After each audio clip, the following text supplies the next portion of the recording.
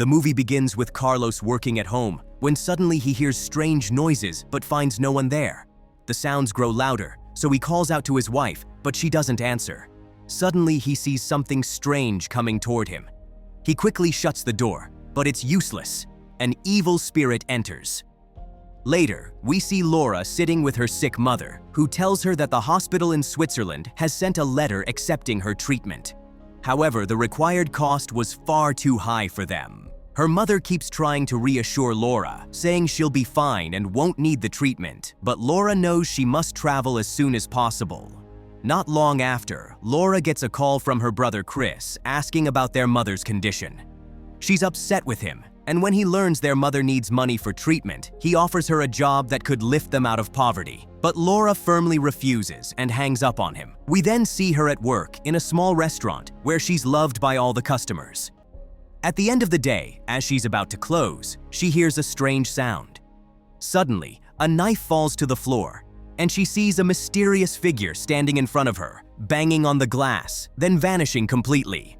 Meanwhile, Chris is with his girlfriend when he suddenly notices her bleeding. As she goes to check what's happening, Chris follows her, only to be shocked. She's standing there holding a knife, surrounded by blood, and in front of her appears her evil twin spirit calling out to him. When he looks down, his own hands are covered in blood, and just as she's about to finish him off, he wakes up. It was only a nightmare. Afterward, Lisa tells him how hard her life has been growing up. Her mother was always drinking after her father died, and their whole life was chaos. She always felt lonely until one day she decided to run away. She packed a bag of clothes, left home, and never returned. At that moment, Chris also remembers an incident from the past, when he once took Laura with him to rob a house. As soon as they entered, Laura was shocked to realize it was her teacher's house. She immediately ran to tell Chris, but he already knew, saying, "Did you forget how miserable our life was back then?" Laura insisted she didn't want to go through with it, but Chris refused, telling her they were already inside and there was no turning back. He went upstairs to search for money or jewelry. Just as he was about to grab some cash and leave, the teacher woke up, so he quickly hid, but the door locked on him. Meanwhile, Laura was in the kitchen when the teacher came downstairs to get a drink. Laura hid as well, but while drinking, the teacher spotted Laura's cap and realized there was an intruder. She grabbed a knife, ready to defend herself. Chris struggled to open the door, and when he finally broke free, he rushed downstairs to find the teacher about to stab Laura. In that instant, he shot her with a gun, killing her instantly. That's why Laura never wanted to speak to Chris again. The next morning, Laura receives a call from her boss, who tells her they no longer need her since business has slowed down. Meanwhile, Chris was staying up late with Lisa, both of them unsure about the job he had been offered. He needed at least 2 more people to join, and they had to be trustworthy enough not to betray him. Later, Lisa went to the bathroom, but suddenly heard someone knocking on the door. As she said, "I'm in here," a terrifying hand slid in from under the door, twisting and cracking before disappearing. Horrified, Lisa rushed out and found Chris sitting with Andy.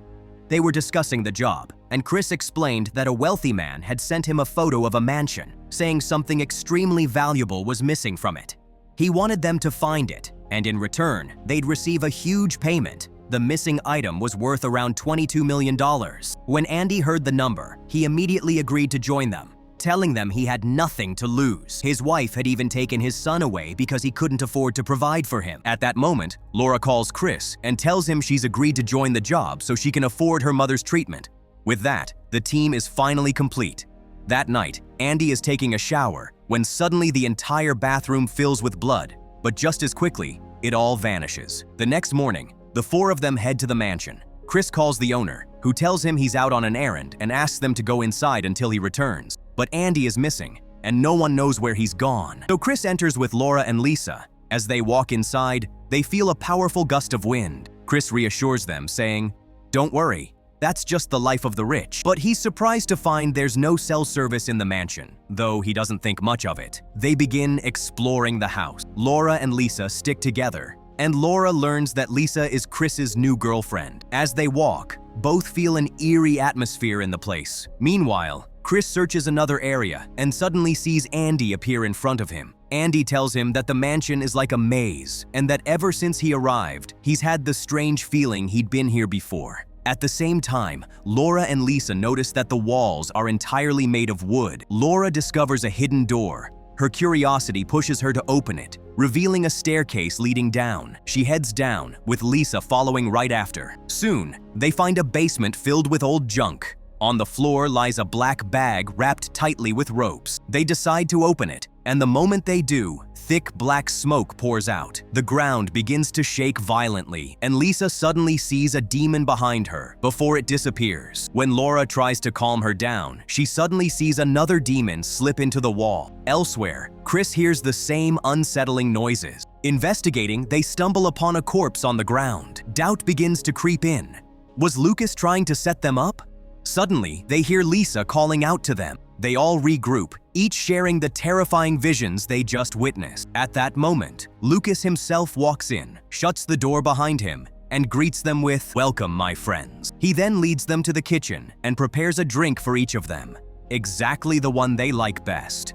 Just as they're about to ask Chris what the mission really is, Lucas interrupts, asking them, "What do you think about life after death?" He tells them that ever since his wife died, he's felt her presence around him, especially at night, like a ghost. At that moment, Laura looks out the window and strangely begins to see everything they had experienced since arriving at the mansion. Then Lisa asks him, "Do you live here all alone?"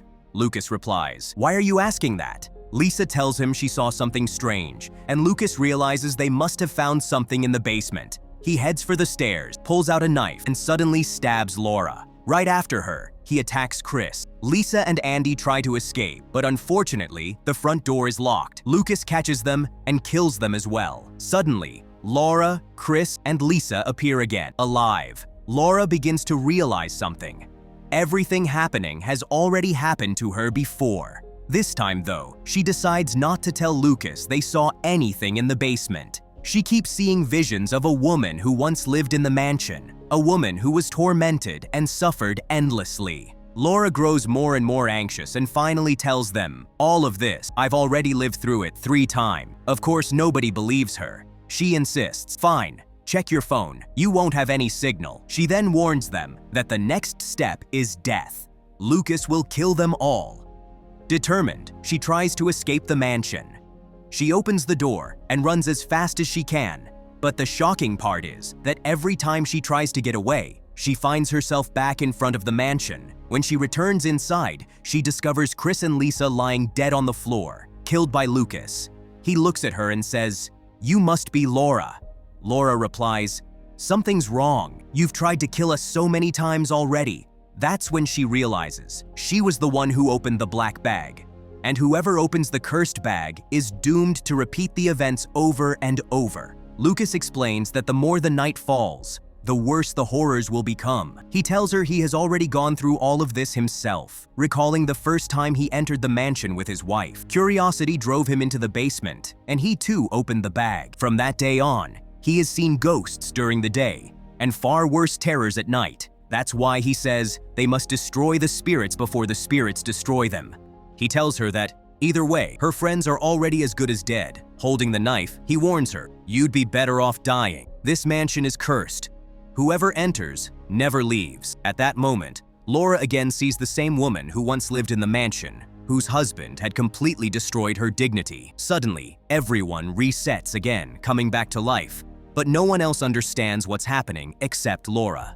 She rushes to grab a knife and warns Chris that Lucas is coming and that they have to eat him before he eats them. Sure enough, Lucas enters, just about to greet them, when Andy attacks him. During the chaos, Laura grabs the knife, deciding to kill herself in order to restart the events once again. And it works. The scene resets. This time, as soon as Lucas arrives, they all gather and finally understand that what's happening is caused by a demonic spirit. Andy realizes that Lucas had killed his wife, and that the curse started because the original owner of the house killed his own wife and sealed her body in the black bag. Since then, anyone who opens the bag releases her spirit.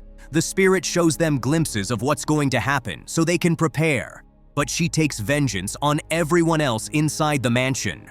They conclude that the real problem is in the mansion itself, and that the spirit from the bag will keep hunting them until they destroy one another. Quickly, each person starts looking for something, anything, to defend themselves with when the spirit appears. Lisa, meanwhile, just wants to eat something.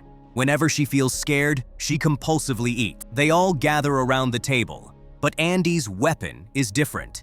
He thinks the spirit might be charmed by him, and that when she comes near, she'll kill him first instead of the others. Suddenly, the lights go out.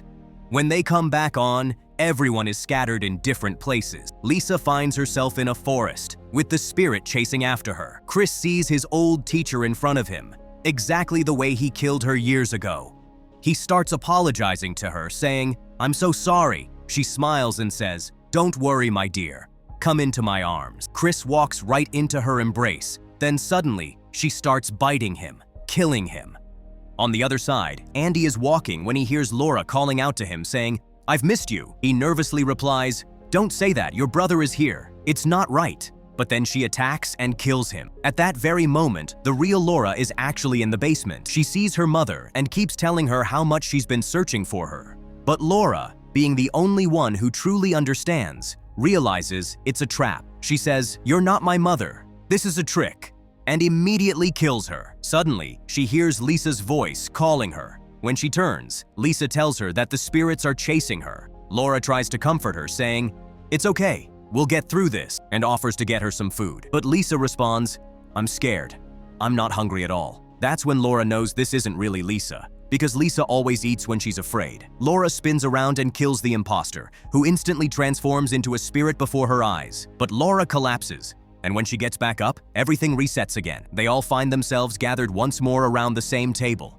Carlos tells them, "No matter what you do, you have to destroy her." "I've tried every solution." Andy then sneaks up, trying to kill Carlos, but Laura stops him, saying, "How could you even think of killing an innocent man who's just trying to help us?" Andy explains he's afraid there's no other way, that maybe the only solution is for one of them to die in order to break the curse. They decide to tie Carlos to a chair and ask Laura to kill him. But Carlos whispers something in Chris's ear. Chris is shocked and refuses to tell his sister what he heard. He only tells her, "You need to do it before sunrise." Laura approaches Carlos with her eyes shut, swinging the knife. But the shocking twist is that she kills Chris instead. He had stepped in front of her on purpose. As he lies dying, he tells her that Carlos revealed the truth. The curse will never end. Not until you kill someone you truly love. Chris chose to sacrifice himself to save his sister, admitting that he was the reason behind all of this from the start. In an instant, Carlos and Chris vanish, the curse is broken, and the hidden treasure appears. Chris and Carlos's souls are sealed inside the cursed box. Later, Laura takes her share of the diamonds and is able to pay for her mother's treatment. She tells her mother, "I just wish Chris were here. He would be so happy knowing you're finally cured." Andy buys a house and is reunited with his son. As for Lisa, she keeps searching for a man who can truly make her feel safe. But everywhere she goes, she imagines seeing Chris. About 6 months later, Andy and Lisa return to the mansion to meet a man who offers them another job. When they enter and open the cursed box, the cycle begins all over again. But this time, the owner of the mansion is Chris. And that brings us to the end of the movie. Don't forget to like and subscribe to the channel so you don't miss anything new. Thanks for watching.